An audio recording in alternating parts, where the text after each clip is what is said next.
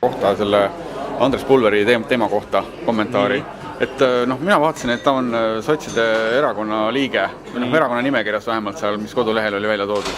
Et kuidas ta nimi siis sinna sattus, et ta ise väidab, et ta ei ole erakonna liige? Aga ma võin numbri anda, saate helistada meie erakonna peasekretäri Randel Läntsile, kui tahate, võite seda talt küsida. Et tõesti ma ei tea, mis Tallinna kontoris toimub, miks ta sinna jäänud on, tõenäoliselt on lihtsalt mingil hetkel lihtsalt kuskilt nimekirjast on maha mõtlemata jäänud ja lihtsalt siis mingil kujul edasi tulnud seal.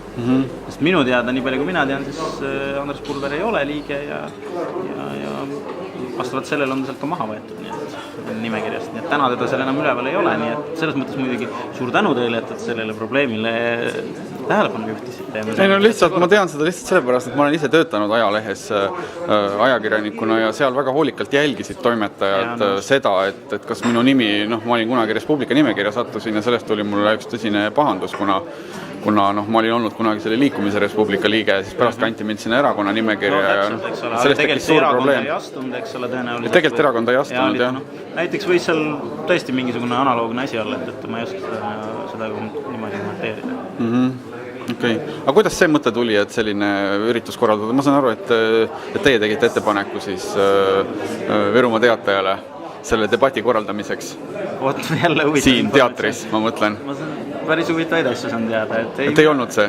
Mina sain sellest debatist teada nii, et mul helistas Andres Pulver, kes ütles, et süüke debatt toimub ja et kes teie poolt siis on need, kes osalevad.